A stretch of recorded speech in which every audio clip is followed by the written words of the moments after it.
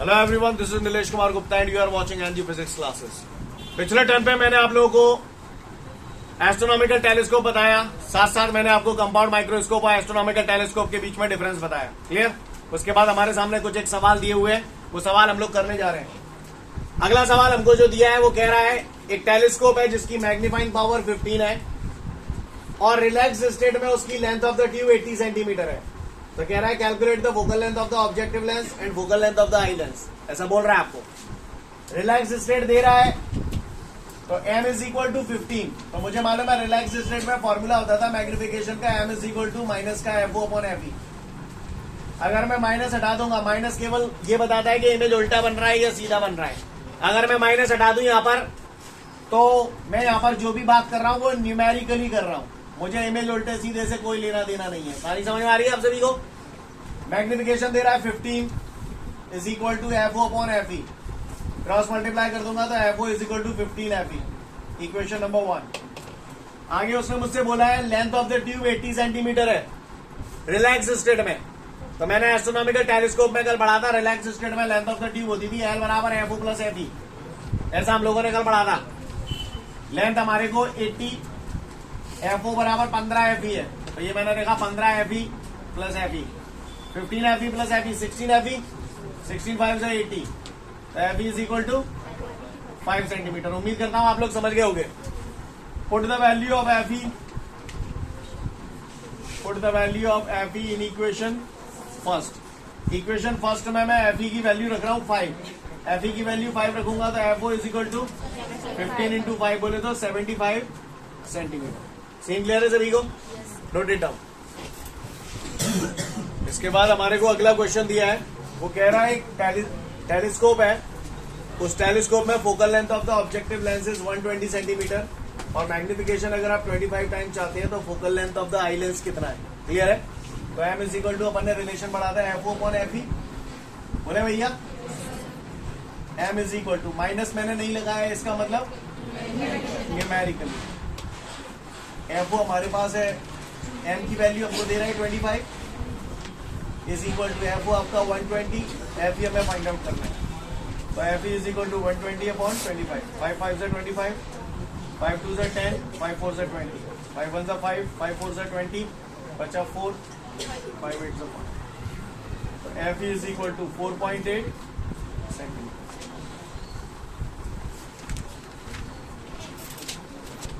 इसके बाद हमारे को अगला न्यूमेरिकल दे रहा है, उसमें मुझसे बोल रहा है कि एस्ट्रोनॉमिकल टेलीस्कोप है जिसमें ऑब्जेक्टिव लेंस और आई लेंस की फोकल लेंथ 60 सेंटीमीटर और 5 सेंटीमीटर है। तो कह रहा है मैग्नीफाइंग पावर बता दूं और लेंथ ऑफ द ट्यूब बता दूं। Here when the final image is formed at infinity, image infinity में बन रहा है तो इसका अंदर रिलैक्स स्टेट है और रिलैक्स स्टेट में m is equal to FO upon FE। Clear? Minus लगाना चाहे लगा सकते हैं क्योंकि यहाँ पर मैग्निफिकेशन पूछ रहा है, तो माइनस लगे रहने से हमें ये भी पता चल जाएगा कि उल्टा बन रहा है या सीधा बन रहा है। अगर आप नहीं बताना चाहते तो केवल न्यूमेरिकली आंसर दे सकते हैं, कोई दिक्कत नहीं। क्लियर? तो m is equal to minus FO हो गया हमारा 60, FE हमारा 5, तो ये 12। m is equal to, minus से ये पता चल रहा है कि इमेज उल्टी बनेगी और magnification 12। Length of the tube पूछ रहा है तो रिलैक्स स्टेट में लेंथ ऑफ द ट्यूब हमें मालूम है FO प्लस FE। FO 60 है, FE 5 है, 60 और 5 65 सेंटीमीटर। इसके बाद अब हमारे सामने अगला क्वेश्चन है टेरेस्ट्रियल टेलीस्कोप। तो भैया कल हम लोगों ने जो एस्ट्रोनॉमिकल टेलीस्कोप देखा था उसमें हम लोगों ने ये देखा था कि जैसे ये लेंस था, इनफाइनाइट से लाइट रेज आ रही थी, जो इनफाइनाइट से आती थी फोकल प्लेन पे मिलती थी, याद आ रहा है सी? इसको FO बोलते थे आप, और finally VO is equal to FO, और यहीं पर आप लोग आई लेंस बनाते थे, ये कहानी होती थी और यहाँ पर इमेज बन जाती थी। सही बोल रहा हूँ? ये कल मैंने आप लोगों को एस्ट्रोनॉमिकल टेलीस्कोप में बताया था। ऐसा था या नहीं था? यहाँ पर जो ड्रॉबैक था, फाइनल इमेज उल्टा बन रहा था। फाइनल इमेज उल्टा बन रहा था, हमें ये इमेज एक्चुअली सीधा चाहिए। समझ गए? ड्रॉबैक क्या है कि उल्टा इमेज बनना है, हमें ये सीधा चाहिए। तो जो अगला टेलीस्कोप आया जिसे हम टेरेस्ट्रियल टेलीस्कोप के नाम से जानते हैं, उसमें इसे सीधा कर दिया गया। क्या कर दिया गया? सीधा। इसको थोड़ा समझने की कोशिश करिएगा। जैसे यहां से ये इमेज बन गया, अब ये इमेज इस लेंस के लिए ऑब्जेक्ट का काम कर रहा है।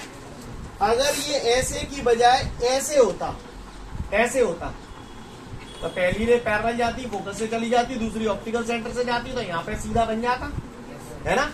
यानी जो चीज यहाँ पर ऐसे बन रही है अगर वो किसी भी प्रकार ऐसे हो जाए तो काम बन सकता है, इमेज सीधा बन सकता है, राइट। मैंने कॉन्वेक्स की 6 और कॉन्केव की 2 कंडीशन पढ़ी थी, उसमें मैंने ये पढ़ लिया था कि ये लेंस है, ये ऑप्टिकल सेंटर है, ये एफ है, ये 2f है, एफ 2f, और 2f पर अगर ऑब्जेक्ट रखता था तो इमेज 2f पर ही बनती थी। बोलो भैया, ऐसे अगर यहाँ पर ऐसे रख दूंगा तो ऐसे बन जाएगी। ये मैंने पढ़ा था, राइट, है ना, ये मैंने पढ़ा था। तो इसी कॉन्सेप्ट को मैं यूज करूंगा। इस कॉन्सेप्ट का काम यूज किस लिए कर रहा हूं, जो चीज ऐसे है तो ये उसे घुमा के कैसे कर देगा, कैसे कर देगा वो मैं भी बताऊंगा आपको टेरेस्ट्रियल टेलीस्कोप में। जो बोला आपको समझ में आया तो गौर से देखिएगा। सबसे पहला तो बिल्कुल एज इट इज है, जैसा पहले लेंस पे जो आपने कर्म किए वही कर्म मैं दोबारा करने जा रहा हूं टेरेस्ट्रियल टेलीस्कोप में। ध्यान से देखिएगा, पूरी कहानी सेम टू यू कल जैसी है। कैसी है? कल जैसी। तो गौर से देखिएगा सब लोग ऑन द बोर्ड। ये मैंने पहला लेंस बना दिया, ये optical axis, this is the optical centre, इसको नाम दे दिया O1। क्लियर है बॉस? एस्ट्रोनॉमिकल बॉडीज को देख रहे हैं, काफी ज्यादा डिस्टेंस पे था, वहां से जो भी लाइट रे आ रही है कैसी आ रही है? पैरेलल। तो ये लाइट रेज पैरेलल आ रही है, क्लियर। और जो पैरेलल आती है वो कहां मिलती है? फोकल प्लेन पे। सीन क्लियर है सभी को? तो ये फाइनली फोकल प्लेन पे मिल रही है, यहां पर मिल रही है। तो बाय द वे ये पॉइंट क्या हो गया? फोकस, FO लिख दूं क्योंकि this is the focus of the objective lens. Clear? ये कौन सा लेंस है? Objective lens. कौन सा लेंस है ये? Objective lens. सीन क्लियर है सभी को? इस लेंस के लिए ये इमेज है, तो इमेज का ऑप्टिकल सेंटर से डिस्टेंस नहीं बोलोगे? इमेज का ऑप्टिकल सेंटर से डिस्टेंस VO, और चूंकि ऑप्टिकल सेंटर से फोकस तक का डिस्टेंस फोकल लेंथ भी होता है FO। वही कल वाली कहानी, सेम यही फिगर बनाया था कल भी आपने, कुछ नया नहीं बनाया था। सही बोल रहा हूं? ऑब्जेक्ट इन्फाइनाइट पे रखा है, वहां से ये इमेज बन रही है। मैंने FO थोड़ा यहां लिख दिया, ठीक है। इसको मैंने नाम दे दिया AB। जो आपकी इच्छा है वो दे सकते हैं, A' B' भी दे सकते हैं। ज्यादातर लोगों के दिमाग में जो रेगुलर पढ़ रहे हैं, अच्छे से पढ़ रहे हैं, A' B' आ रहा होगा, राइट। मैंने AB रखा है। क्यों रखा है यार, थोड़ी देर बाद आपको पता चलेगा, ठीक है। आप A' B' भी रख सकते हैं, ऐसी कोई दिक्कत नहीं है। आगे बढ़ो।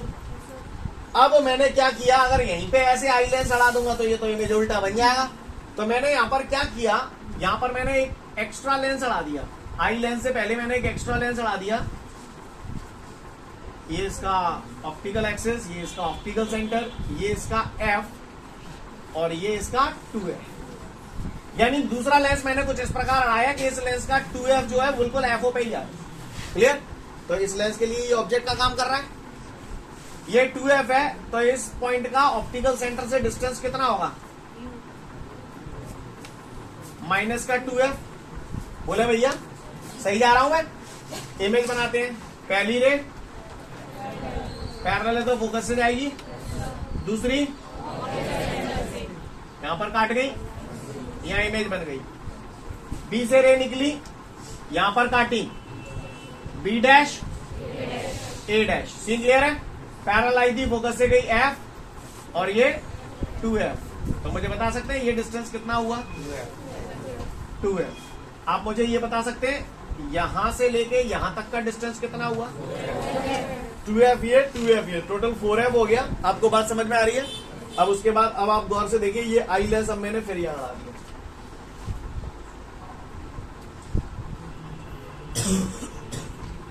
ये इसका ऑप्टिकल सेंटर हो गया O2। सीन क्लियर है भैया सभी को? किसी को कोई दिक्कत? कहानी समझ में आ रही है यहां तक? आगे बढ़ता हूं, गौर से देखिएगा सब लोग। अब आप बताइए इस लेंस के लिए ये काय का काम कर रहा है? इस लेंस के सामने ये ऑब्जेक्ट कहां होना चाहिए कि इमेज इसी तरफ बने?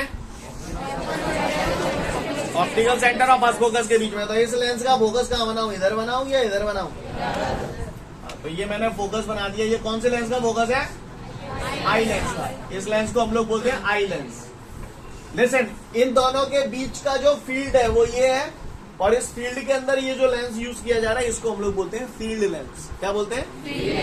इसका काम क्या था, जो चीज ऐसे आ रही थी उसको घुमा के बस ऐसा कर देना। नहीं आई मेरी पास में? क्लियर? अब बना दो इमेज। पहली रे पैरेलल है, कहां से जाएगी?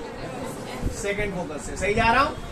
ये हो गया FE। दूसरी ये ऑप्टिकल सेंटर से। तो यहां से जो भी बंदा देखेगा, यहां से जो भी बंदा देखेगा उसे ये लाइट रे कहां से आती है, अपीयर होगी। तो फाइनली यहाँ पर ये इंटरसेक्ट कर रही है, तो यहाँ इमेज बन गई। क्लियर है? बी डैश से रे निकली, यहाँ पे काटी, तो ये हो गया B double dash A double dash. Scene clear है? अगर मान के चलिए मैं यहाँ A डैश B डैश नाम देता तो इससे ये बनती, इसे A double dash B double dash और फिर इसे A triple dash B triple dash. तो 3-3 डैश देना थोड़ा हेक्टिक होता है, इस वजह से इसे A भी नाम दे दिया। समझ गया मेरी बात को? अगर आप A डैश B डैश से शुरू करना चाहते हो तो कर सकते हैं, ऐसी कोई दिक्कत नहीं है। सीन क्लियर है? भाषा समझ में आ रही है? इस लेंस के लिए ये क्या का काम कर रहा है? तो ऑब्जेक्ट का ऑप्टिकल सेंटर से डिस्टेंस माइनस UE। इस लेंस के लिए ये इमेज है, इमेज का ऑप्टिकल सेंटर से distance minus VE is equal to. समझ में आ रही है कहानी? क्लियर है? तो इस टेलीस्कोप को हम लोग कौन सा टेलीस्कोप बोलते हैं? Terrestrial telescope. यहाँ पर पहला लेंस है वो कौन सा लेंस है? Objective lens. और जो लास्ट लेंस है वो कौन सा लेंस है? ऑब्जेक्टिव लेंस और आई लेंस के बीच के डिस्टेंस को लेंथ ऑफ द ट्यूब बोलते हैं। फिगर देख के बताएं लेंथ ऑफ द ट्यूब कितनी है? ऑब्जेक्टिव लेंस और आई लेंस के बीच का लेंथ होता है लेंथ ऑफ द ट्यूब।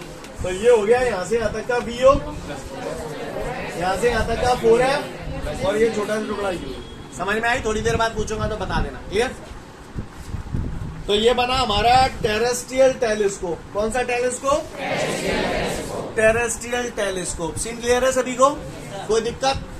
तो चलो भाई, इसकी मैग्नीफाइंग पावर पूछ रहा है मुझसे। तो मैग्नीफाइंग पावर का फॉर्मूला मैंने बचपन में पढ़ा है, M बराबर बीटा अपॉन अल्फा। M बराबर बीटा अपॉन बीटा क्या होता था? Visual angle made by the image to the visual angle made by the object. Alpha और बीटा बहुत छोटे हैं तो कहानी वही tan beta upon tan alpha. Scene clear है सभी को?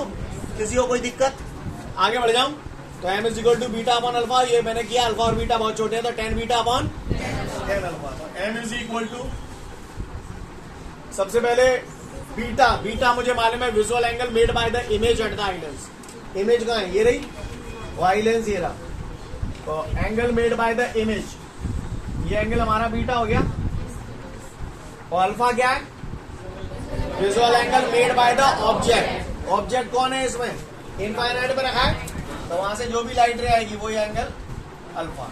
ये अल्फा है तो क्योंकि वर्टिकली अपोजिट है। सीन क्लियर है सभी को? आगे बढ़ते हैं। अगर यहां तक क्लियर है तो सबसे पहले tan अल्फा सॉल्व करते हैं। tan theta is equal to perpendicular upon base. तो tan अल्फा, ये ट्राइंगल देखिए, परपेंडिकुलर कितना है? एंगल के सामने वाली साइड परपेंडिकुलर होती है AB। बेस कितना है? AO1। सीन क्लियर है सभी को? कोई दिक्कत? अब tan बीटा। अब भैया मुझे मालूम है यहाँ एक स्टेप कटता है, मालूम है ना? tan बीटा, मेरे पास दो ऑप्शन है, या तो मैं ये ट्राइंगल लूं या फिर मैं छोटा वाला ट्राइंगल लूं। कौन सा ट्राइंगल लूं? छोटा वाला ही क्यों लूं? क्योंकि मुझे मालूम है ये लेंथ और ये लेंथ बराबर होती है तो कटेगा ये। समझ गए ना मेरी बात को? तो अब tan बीट, ये ट्राइंगल मैंने लिया, परपेंडिकुलर क्या हो गया? A डैश B डैश और बेस हो गई A dash O2। Scene clear है? तो ये मैंने लिखा tan बीटा की जगह A dash B dash upon A dash O2। Scene clear है? M is equal to A dash B dash दिखाई दे रहा है? मुझे मालूम है 2F पर ऑब्जेक्ट रखा होता है तो इमेज 2F पर ही बनता है, साइज बराबर होते हैं। तो A डैश B डैश किसके बराबर हो गया?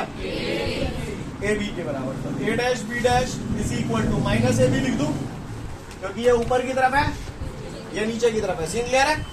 तो A डैश B डैश की जगह मैंने यहाँ पर लिखा माइनस का AB divided by A dash O2, ये AB अपॉन AO1। AB से AB कैंसिल हो जाएगा।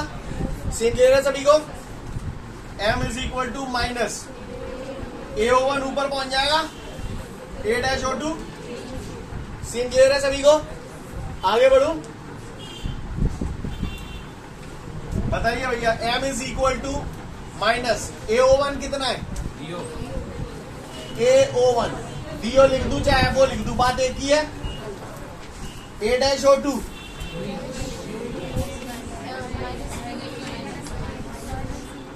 तो माइनस से माइनस कैंसिल हो गया, M इज इक्वल टू आपका आ गया FO अपॉन UE, ये magnifying power, equation number 1। Scene clear है? किसी ने अगर हमसे पूछ लिया length of the tube, length of the tube VO plus 4F, समझ गए आप लोग, VO plus 4F plus UE। Scene clear है? या फिर जरूरी है VO ही लिखूं, FO भी तो लिख सकता हूं, तो FO plus 4F plus UE, कोई दिक्कत?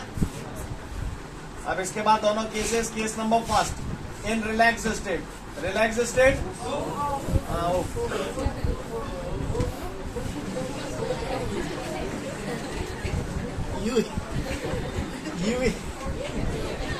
UE बराबर FE, तो UE की जगह FE चमकाऊंगा तो क्या हो जाएगा, M बराबर फूफी और नल्ली की लंबाई VO plus 4F plus FE अथवा FO plus 4F plus FE, ये नल्ली की लंबाई आ गई। आगे बढ़ते हैं, इसके बाद आ गई कहानी, case number 2। Case number 2, if final image is formed at least distance of distinct vision, clear? If the final image is formed at least distance of distinct vision, तो ऐसी सिचुएशन में हमने देखा था 1/f is equal to 1/b minus, final image के लिए कौन सा लेंस रिस्पॉन्सिबल है, आई लेंस, तो focal length of the eye lens, B distance of the image कितनी है इसके लिए minus D, U distance of the object कितना है जी, माइनस यू, माइनस का 1/d इधर ले आऊंगा, minus minus put the value of 1/UE in equation first, equation first ये रही, सही जा रहा हूं मैं, तो M is equal to FO upon UE ऐसे लिख दूं, और 1/UE की जगह ये वैल्यू तान दूं, तो 1/UE की जगह क्या लिखूंगा, 1/FE प्लस 1/D, तो M is equal to FO, denominator में से अगर FE कॉमन ले लिया तो क्या बचेगा, 1 plus FE upon D, this is the magnifying power for the terrestrial telescope. Clear है? देख ले फटाफट इसे। इसके बाद हमारे सामने अगला क्वेश्चन है, define resolving power of the optical instrument. तो रिजॉल्विंग पावर की अगर मैं बात करूं तो भैया ऑप्टिकल इंस्ट्रूमेंट जैसे माइक्रोस्कोप है, माइक्रोस्कोप क्या करता है, दो चीजें जो बहुत पास पास रखी हैं, तो माइक्रोस्कोप उन दोनों को सेपरेट करके अलग अलग करके दिखा सकता है, दिखा सकता है या नहीं दिखा सकता है? कहते हैं हम लोग सुई की नोक पे हजारों बैक्टीरिया है, ऐसा बोलते हैं हम लोग, तो देखे आई नो, पर माइक्रोस्कोप दिखा दिए तो मेरे सेकंड में अलग अलग करके दिखा देते हुए ना दिखा देती। तो ये एबिलिटी है एक ऑप्टिकल इंस्ट्रूमेंट की कि वे दो ऑब्जेक्ट को जो कि बहुत पास पास रखे हैं सेपरेटली दिखा सकता है। The ability of an optical instrument to show the two object separately which are placed near by is called resolving power. समझ में आ रही है बात? क्लियर? किसी ने पूछा व्हाट इज, ध्यान दें मैं यहाँ पर ये जो रिजॉल्विंग लिमिट, रिजॉल्विंग पावर जो भी पढ़ा रहा हूँ वो आपको नोट बुक्स के हिसाब से अगर देखा जाए तो ये उन्होंने चैप्टर नंबर अगला कौन सा है जो भी है 10 में दिया हुआ है, 10 में दिया हुआ है वेव ऑप्टिक्स में, राइट? क्लियर? लेकिन यहाँ पर इसी से रिलेटेड है इसलिए मैंने इसे यहाँ चिपका दिया है। क्लियर है? तो the ability of an optical instrument to show the two object separately which are placed near by is called resolving power of the optical instrument. Clear है? रिजॉल्विंग पावर समझ गए? हाँ, किसी भी ऑप्टिकल इंस्ट्रूमेंट की ऐसी पावर जिसके कारण वो दो पास पास रखी चीजों को अलग अलग करके स्पष्ट रूप से दिखा सकता है, रिजॉल्विंग पावर कहलाता है। Clear? The ability of an optical instrument to show the two object separately which are placed near by is called resolving power of the optical instrument, है ना? क्लियर है? तो मैं उम्मीद करता हूं सभी लोगों को रिजॉल्विंग पावर क्लियर हो गया। The ability of an optical instrument to show the two object separately which are placed near by is called resolving power. मेरे पास दो माइक्रोस्कोप है, उसमें से मैं आप लोगों को एक एज अ गिफ्ट देना चाहता हूं। तो मैं बता दूं उनका कॉन्फ़िगरेशन आपको बता देता हूं, आपको जो पसंद है वो ले लेना। बता रहा हूं, एक माइक्रोस्कोप मेरे पास ऐसा है जो 0.002 सेंटीमीटर के डिस्टेंस पे रखी चीजों को अलग अलग स्पष्ट रूप से दिखा सकता है, और एक माइक्रोस्कोप और है मेरे पास, वो 0.00002 सेंटीमीटर डिस्टेंस पे रखी चीजों को अलग अलग करके स्पष्ट रूप से दिखा सकता है। कौन सा वाला चाहिए यहाँ पे? है? ये वाला? ये वाला? कौन सा अच्छा है वैसे इसमें?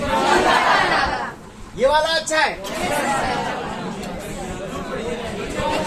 फ्री में तो दो बढ़िया है, मेरा कहा को दे दो, क्या क्या दे दो। लेकिन पर अच्छा कौन सा वाला है? ये अच्छा है। क्यों? क्यों? क्योंकि ये कम से कम डिस्टेंस को भी सेपरेट करके दिखा रहा है। नहीं, यही बात समझ क्लियर? ये कम से कम 0.00002 सेंटीमीटर डिस्टेंस पे भी चीजें रखी होंगी ना, तो उनको अलग अलग करके दिखा सकता है। लेकिन ये केवल 0.002 सेंटीमीटर डिस्टेंस पे रखी चीजों को अलग करके दिखा सकता है, लेकिन ये बहुत ही ज्यादा कम डिस्टेंस पे रखी चीजों को भी अलग करके दिखा देगा। तो कौन सा अच्छा हुआ? समझ गए? और ये जो मैंने दिया, ये क्या दिया आपको? डिस्टेंस दिया। ये वही तो डिस्टेंस है जिसको माइक्रोस्कोप रिजॉल्व करके अलग अलग करके दिखा सकता है। इसको बोलते हैं रिजॉल्विंग लिमिट। क्या बोलते हैं? रिजॉल्विंग लिमिट किन्हीं भी दो ऑब्जेक्ट के बीच का वो मिनिमम डिस्टेंस होता है जिसको कोई माइक्रोस्कोप रिजॉल्व करके अलग अलग करके दिखा सकता है।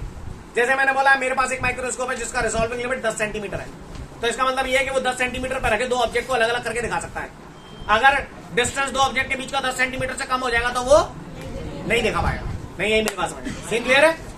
Resolving limit is the minimum distance which can be resolved by an microscope. Resolving limit जितनी कम होगी, रिजॉल्विंग पावर उतनी ज्यादा होगी। यानी दोनों एक दूसरे के इनवर्सली प्रोपोर्शनल है, दोनों एक दूसरे के रेसिप्रोकल है। किसी पट्टे ने अगर मुझसे पूछ लिया व्हाट इज रिजॉल्विंग लिमिट, तो वो कितने को बड़ा चूतिया हो ऐसा लिख दिया बस। किसी ने पूछा व्हाट इज रिजॉल्विंग लिमिट, तो reciprocal of resolving power is called resolving limit.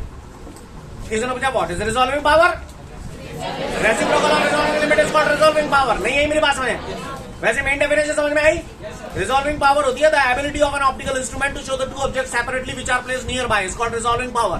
Clear? और you can say reciprocal of resolving limit is called resolving power. Clear? वैसे जो पहली वाली बोली वो लिखना वो ज्यादा अच्छा है। किसी ने पूछा रिजॉल्विंग लिमिट क्या होती है? Resolving limit is the minimum distance which can be separated by an optical instrument to show the two object separately. समझ में आ रही है मेरी बात? इसको हम लोग क्या बोलते हैं? Resolving limit. शुद्ध देसी में अगर बात करूं, रिजॉल्विंग लिमिट क्या है? मिनिमम डिस्टेंस होती है। क्या होती है? कौन सी मिनिमम डिस्टेंस जो एक माइक्रोस्कोप रिजॉल्व कर सकता है। नहीं, ये बात समझ में सीन क्लियर है? कोई दिक्कत? तो क्वेश्चन पढ़ लो, रिजॉल्विंग लिमिट और रिजॉल्विंग पावर।